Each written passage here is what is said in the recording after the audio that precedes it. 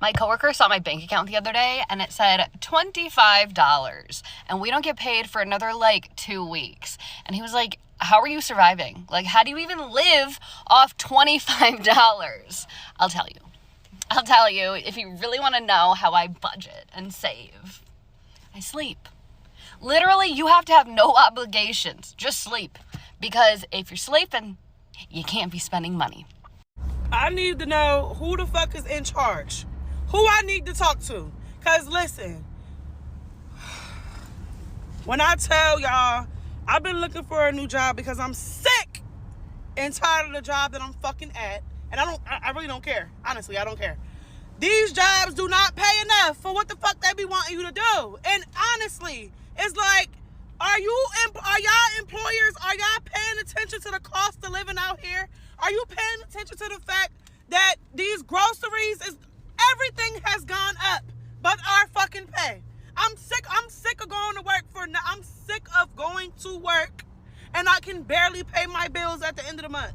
These fucking jobs, like, they be wanting you to bust your ass, go above and beyond, be there 6 days a week from 8 to 5, missing doctor's appointments, can't do shit with your motherfucking life but work for crumbs. And I'm fucking sick of it. We got kids out here. We got life out here, lifing. This shit is just not adding up, and y'all wonder why motherfuckers is scamming, getting in the streets, selling, doing what the fuck they need to do to make ends meet. Y'all wonder why. Like, y'all wonder, this shit is not realistic out here, and I'm really fucking sick of it. Like, I want to buy a house. I want to do all of that shit. But goddamn, I can't even save $1 because shit is so fucking expensive out here. These jobs don't want to give no raises, and the new jobs ain't paying shit. Entry-level positions starting at $16 an hour for motherfuckers with a bachelor's degree.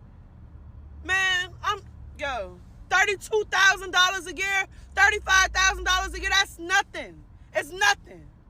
I'm sick of it. I'm fed up, honestly.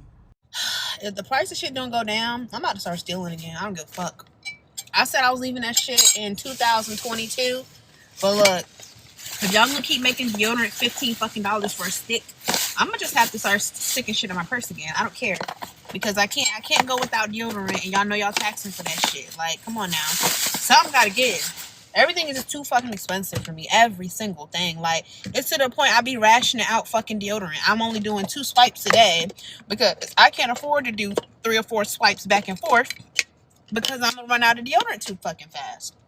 Toothpaste too.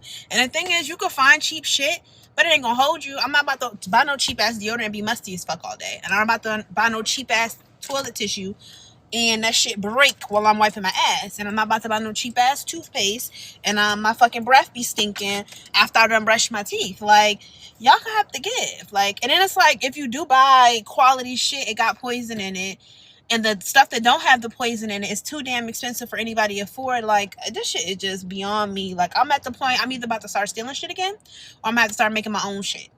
Y'all, like, the economy gonna have to decide at this point. How are people affording life right now? How are people tackling this cost of living? We're not. Truth of the matter, most of us are living paycheck to paycheck with credit card debt. I know people who are legitimately putting gas and groceries on credit cards just so that they can get back and forth to work. I believe that this is what most people are now calling the silent depression. $100 has become the new $20, and it's ridiculous, but the best thing about it is that people have shifted their core values. Look at this app alone and all the videos of all the retailers on Black Friday that nobody was there. They just don't care anymore. People are realizing that if it doesn't bring value into my life, then I don't need it. And while I don't get political on this app, you're having people on both sides of the aisles going, yeah, this kind of sucks. Right wing, left wing, it doesn't matter. It's the same bird. And now so many Americans are going, I don't care. I think it's woken a lot of people up to the idea of why are we funding things that we don't care about when all of us right here are struggling. It's changed the people's attitude in the workforce to where a job is just a job. You used to be very loyal to a job, but they've seen that there's no employee loyalty because there's no employer loyalty. People aren't putting up with toxic bosses anymore. You're either going to treat me right or I'm going to leave, because there's tons of companies that are hiring because nobody can find help. People just don't trust the system anymore, and they're starting to focus on what matters the most. Most people are out here making more money than they ever have and realizing that it's not going anywhere. So they're just not spending it. And what has made a lot of people turn their back on the system is that now they somehow either make too much or not enough money to qualify for the government assistance that they've been paying into their entire life. There are people out there who can't afford to buy the groceries, but they make too much money to get the food stamps. A lot of people are out here calling it the depression. I like to call it the awakening. People are just realizing how much they can get done on their own and that they don't need the government to hold their hand. So to go back to your question, how are people making it? Financially, I don't really know. But I'm very grateful that people are starting to look for answers. They talking about they're going to start giving us retirement benefits at 86. Listen to me. They can raise this retirement age to 107 fucking teen. I don't care if I retire with $1 million in the bank or $12 in the bank. And when I'm tired, when I'm done working and I'm going to start scamming at 50. They're talking about most millennials will be able to retire in their mid 80s. And do fucking what? Mid 80s? Bitch, my knees hurt now. You must be talking about the Florida temperature in March, mid 80s, because ain't no fucking way. Y'all keep playing with us millennials, bro, huh? Y'all been fucking us ever since we came into this shit. Y'all done raised the price of food, raised the price of gas, raised the price of retirement, and ain't thought about raising our pay.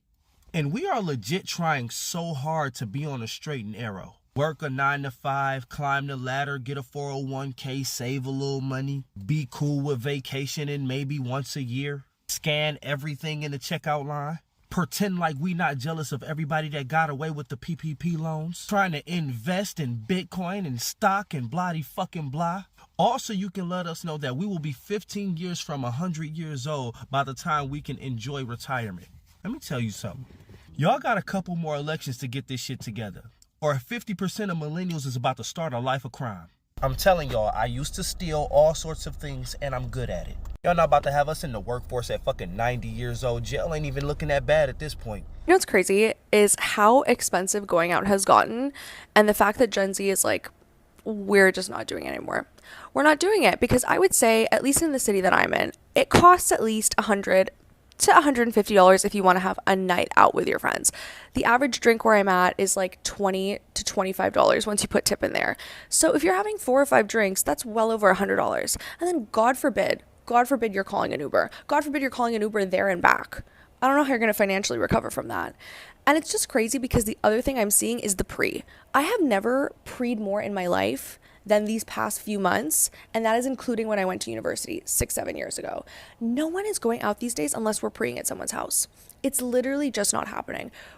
I'm not going out unless I'm going to my friend's place, having 99% of the night there, to be honest, and then sneaking out for 1 or 2 cheeky drinks at the end of the night. And you know what the sad part is too? Nowhere is busy. That's the crazy part. It's like you go to these places that are charging $20 to $25 a drink. Every single one of my like top 10 favorite bars, favorite clubs, favorite restaurants that I've gone to in the city that I'm in the past few months has not been nearly close to jam-packed. Not what I remembered it on like a Tuesday night 5 years ago. And it's just crazy because we keep seeing all these articles about Gen Z being the most sober generation. It has nothing to do with us being good people. I ask any of my friends, we're not going out because we're in relationships. We're not going out because we're getting older. We're just not going out because we don't want to spend $500 and take out a line of credit to go out. How are we expecting people to rent when they have to pay first and last month's rent plus a security deposit? I have a family member, he's not on this app, and he is trying to get into an apartment complex, big corporate-owned apartment complex here in Tampa. 2-bedroom, 1 bath, 800 square feet, $1,600 a month. They have horrible reviews on Google. Not a great part of town, but it's what he can afford right now, and you know, he knows it's a temporary thing. So he asked me if I'd be willing to co-sign on this apartment because this apartment complex is asking for first and last month's rent plus a large security deposit. And I said, no problem. I'd rather you take that money that you would normally have to apply towards the application process to get moved in and instead focus on like buying yourself groceries when you get moved in and having the funds to set up your utilities and all the things. And I went ahead and submitted all the documents that they asked of me, which was 3 months worth of bank statements, our 2023 tax return, as well as copies of contracts and payments made for my clients because I'm a 1099 employee, to show them that basically if for some reason he weren't able to pay his rent, it would default to me, and including my social security number, so they'd come after me. No problem. I trust this family member wholeheartedly and have no issue doing that. So I submitted all those documents, and they called him today. And yes, they are still asking for first and last month's rent, and they are still requesting a security deposit. They lowered it. But let me just set the stage here. $1,600 a month is the rent. I provided them documentation to show that one of my clients, just one client that pays me in a month, would cover over 12 months of his rent. And I'm not saying that to brag. I'm saying this because this is the level of absurdity we have reached. You have someone that's co-signing to ensure that that apartment is paid for, that has proof, documentation, proof of funds to show that just one of my payments from one of my clients in a month that I provided a contract to show would cover his rent for the entire year. And yet that's not good enough to waive a security deposit or still make him pay first and last month's rent. What are we doing? Like, why are we making Gen Z like not be able to have a place to live? This is absurd. Like, I don't understand why somebody needs to be making over $1 million to show that you could waive the security deposit and not make them pay last month's rent. Like, I essentially showed them collectively that my husband and I make, I'm not going to say how much it is, but it's absurd. Because if he doesn't have a co-signer, like, how do people move into those places then? I don't get it. I don't understand what we're doing to this generation. Then I see a news report that mortgage rates are climbing back up again, 5-month high, 6.85%. I ain't buying in that market unless I can pay cash. So we rent. And I'm fine with that. I'm fine with that for us. But I'm also 20 years older. Like, and I've already lived, I don't, like, this is stupid at this point. I guess, what is that generation supposed to do if you don't have somebody co-signing for you? How do you expect them to come up with that type of cash for $1,600 a month rent? I don't understand what we're doing here. I don't understand it. I got paid today. I make $75,000 a year, and after taxes, health insurance, and my 401k, I take home $2,126.19. Each payday looks pretty much the same. I actually get my paycheck deposited into 4 different accounts. So first, $850 is taken out and put into my bills checking account. This is for my fixed necessities, or really the things that are like automatically taken out of my account. So something like rent is a necessity, but then my Netflix subscription and my Spotify subscription, those are also taken out of this account. And $850 is half of my monthly fixed expenses.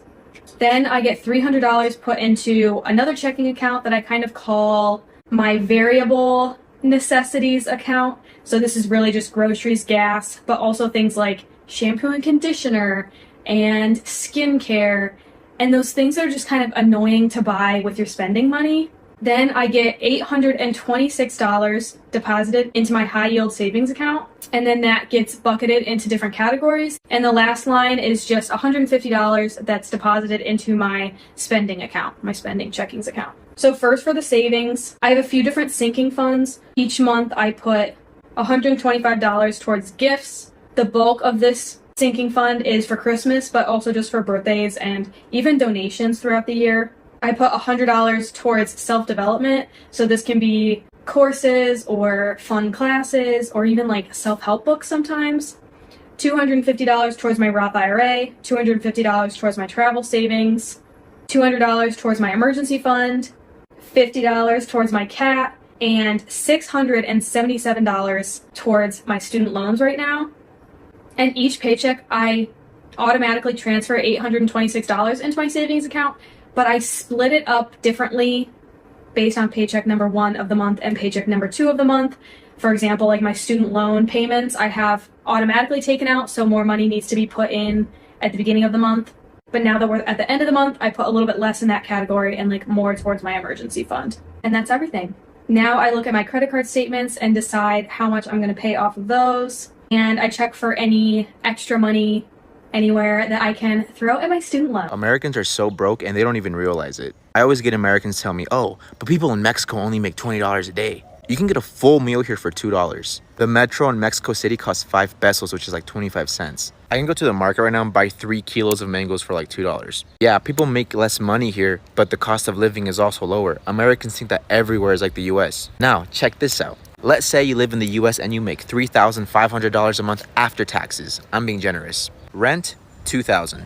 Car payment, $500. Car insurance, $200. Health insurance, $200. Phone bill, $100. Wi-Fi bill, $50. Light bill, $150. Water bill, $100. What's the point of making more money if you don't get to keep any of it? Who cares if you make $4,000 a month if you don't get to keep any of it? 60% of Americans live paycheck to paycheck, and that includes half of six-figure earners. 80% of you guys are in debt and don't own anything, and half of you guys don't even have $500 in your savings account. But let's call other countries poor and let's call other people poor. Living paycheck to paycheck your whole life and being in debt your whole life should be considered poverty, but it's not. And I know this is going to hurt a lot of Americans, but it's the truth. The US system wants you to spend every waking moment of your life working and paying into a system that will never benefit you. Slaving away your whole life just to be retired for a measly 10 years. At least here in Mexico, we own our things. We own our houses. We own our cars. We're not in debt. But anyways, that's a story for another day. Let me know what you guys think. This video shows more than anything is that people are exhausted. Not lazy. Not irresponsible. Exhausted. We were told, go to school, work hard, do everything right, and life will work out. But now people are doing all that and still barely hanging on.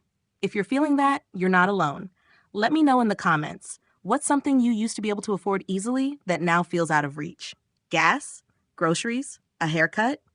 If this video hit home for you, make sure to like, subscribe, and turn on notifications. I've got more content coming soon, and I appreciate you being here. Stay safe, take care of each other, and don't feel bad if all you did today was survive.